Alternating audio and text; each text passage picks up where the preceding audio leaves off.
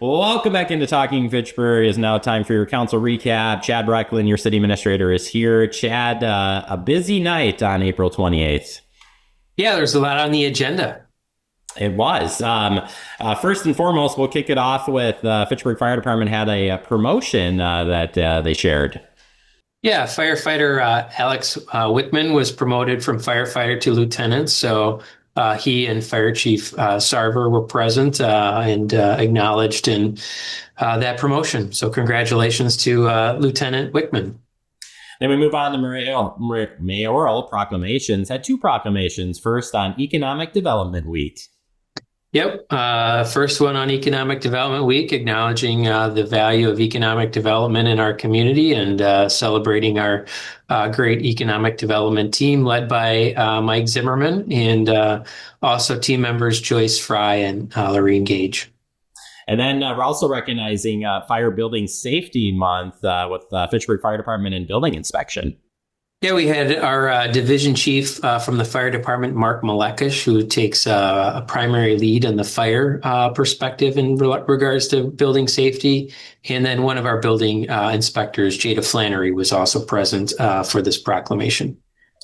And then reappointments. So this is sort of like the first full meeting. You did have a council organizational meeting, but the new council in place here. So you do reappointments to each of the committee and commissions.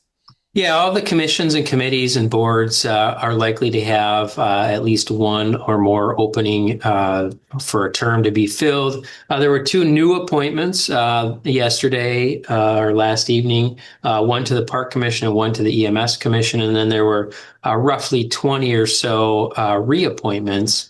And all of those committees, term lengths, and the individuals who were appointed are contained in the meeting agenda for anyone to take a look at.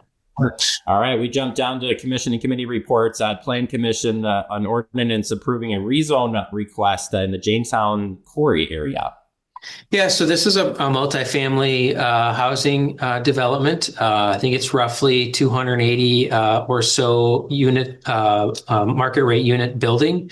It's being proposed by Corey Frank, who has also in the process of completing a very similar building, basically right next door on Fitzgerald Road. So this rezone was approved, and it's another step along the way of this particular development.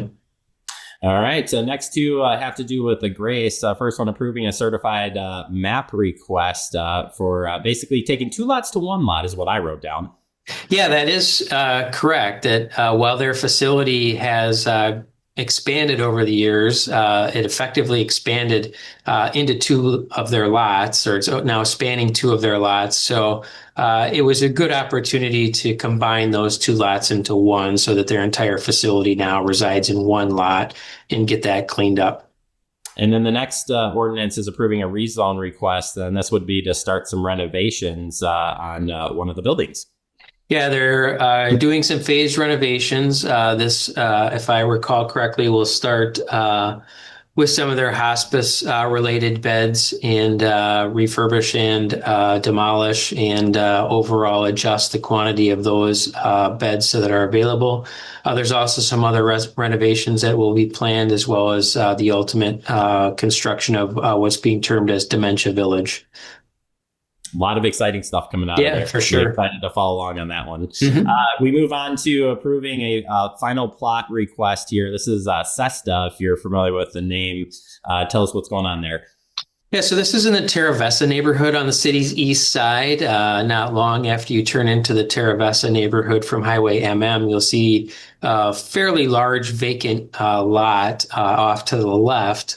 And Cesta is planning to build basically kind of a continuum of care for senior citizens there. If I recall correctly, it'll have some CBRF units, some just basically senior living units, probably some assisted living units as well. So they are planning to have perhaps some dining amenities that will be open to the public. They mentioned at the Common Council meeting that is still to be determined, but ultimately this final plat request was approved.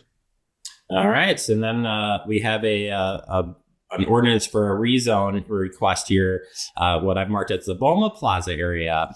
Yeah, so this is a specific implementation plan that was approved for the Bowman Plaza, which was the former Stop and Go. There's a laundromat, or used to be a laundromat, a bar restaurant in that building on Fish Hatchery Road, just north of Post Road on the west-hand side of the building, right next to the City on a Hill Church, which is undergoing some renovations and expansion itself. So this was approved, and the plan from the developer is to demolish the existing building and then build approximately 270 apartment units with about 10,000 square feet of commercial space as well. And that will be Fitchburg's tallest building when it's completed. It's right on the hill there. So, I mean, it makes sense, right? That has the height there for sure. Down the Board of Public Works, we have a resolution granting some underground electric easement to our new water tower. Yeah, we're building a new water tower on the east side, and you might be surprised to know that it needs electricity to operate. So we are granting an easement to MG&E in order to install that electricity that's needed. And then on the reverse side, here we're releasing a public utility easement on Lot 40 in Terravessa. Yeah, this is a utility easement that the city does not need any longer. So we filed the necessary items to remove that easement. Moving on to approving a contract amendment 3 for Fitchburg Road Engineering Service Agreement. Yeah, so we continue to work on the Fitchburg Road reconstruction project, which is receiving significant grant funding. That is between Nesbitt Road and Tonto Trail. There has been a need for additional design services related to stormwater and other things. So this was a budget request to amend the contract to authorize another approximately $50,000 in design fees. And we still are well within what normal percentages would be for overall project cost and our overall design costs on this. All right, we move on next to authorizing acceptance of our police storage building re-roof and gutter replacement bid. Yeah, we need to replace the roof and gutters on an existing metal shed, effectively, that the police department uses for storage. And this was the acceptance of the bid for that particular project.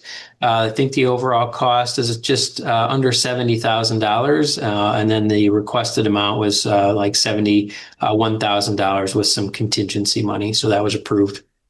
Moving on to a resolution acceptance of the 2026 Belmar and Tower Hill Utility Improvements bid. Yeah, we're doing some storm sewer or stormwater replacement, as well as water main replacement in these two neighborhoods.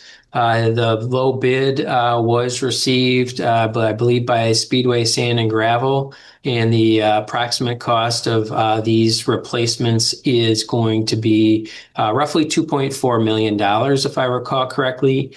And this work will be done in conjunction with resurfacing work that will be happening in these neighborhoods as well.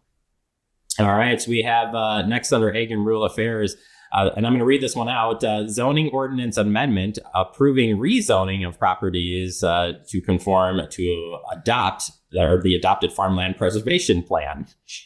Yeah, the city works with Dane County every year to submit a farmland preservation map in order for property owners to take farmland preservation tax credits that may be available to them. And in order to conform to that farmland preservation program, the parcels needed to have specific agricultural related zoning. So this ordinance was implemented or proposed in order to have those properties rezoned in order to conform with this program. There was one property owner who requested to be exempted from this and remain in their existing agricultural related zoning, and that was approved with those two parcels being removed from the overall changes. And the next one is amending the Chapter 22 of the Fitchburg Code of Ordinance for repealing and recreating Chapter 22 Article it's a lot of info there. Yeah, it is. And based on the previous item we discussed with a couple parcels coming out of that, staff needs some additional time to make some changes and updates. And this was actually postponed to the May 26th Common Council meeting. All right, we jump into our finance committee. We have an ordinance amending purchase of public work contracts. And this is a change in what I would say, I called it a law change, but it's a change. It is in response to a state legislative change that's changing the dollar thresholds for general public construction. It's raising requirements on that to $10,000 and $50,000 from $5,000 and $25,000. The state law leaves public highway construction at existing thresholds of $5,000 and $25,000. And our ordinances were proposed to align with what the state legislation is, and that was approved. We have an agreement to become members of TIPS, TIPS. So this is a purchasing cooperative. The city was looking to make some equipment, furniture-related purchases for the community center, and we learned of this cooperative purchasing agreement that may be an option. It needed council authorization in order for us to participate in the cooperative purchasing agreement, which could save some additional costs there for this upcoming purchase. We move on to approving a copy lease contract for Fire Station number 3. Our existing lease expired, and this is a new lease for the copier there. Next one is approving amendment of the professional service contract and plan review, amending the 2026 building, and it cuts off for me, but we'll go with that. Yeah, so we contract with a company called ePlan Exam for commercial building and plumbing reviews. Otherwise, we would be utilizing the state of Wisconsin for this service. We use this particular company because our contract with them has a performance criteria that they will turn around these plan reviews in 15 business days or less.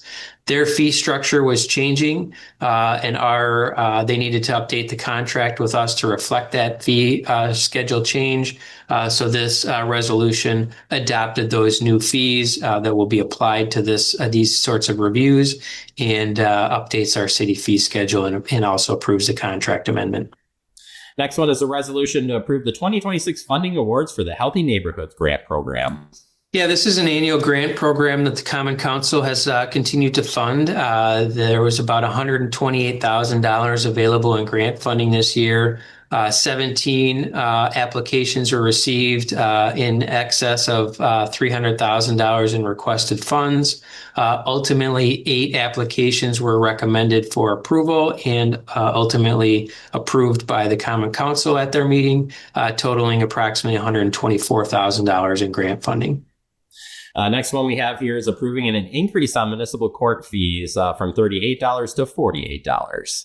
Yeah, this also is done in response to a state legislative change that was recently approved by Governor Evers. The municipal court fee that municipalities are allowed to charge has now been increased from $38 to $48 by the state.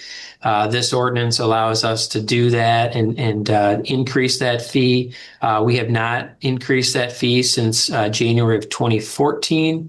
And one of our elders, Elder Jetzer, pointed out that from an inflationary standpoint, $48 does not meet the inflationary dollar amount that this would be in inflationary terms. So ultimately, this was approved, and that will go into effect for anybody receiving a municipal citation, with the exception of parking, May 1st. All right. The final resolution here is amending the 2026 Technology Fund, state and local, for a cybersecurity grant program. Pretty exciting stuff here. Yeah, our IT department received a grant from the state of Wisconsin, totaling just over $55,000 that can be used for cybersecurity purposes and purchases.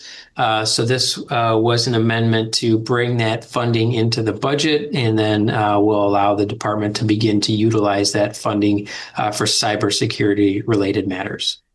All right, Chad, you've made it through the agenda. The next Common Council meeting is on May 12th, and the next Committee of the Whole is on May 27th. Appreciate your time as always. Thanks, Jeremy.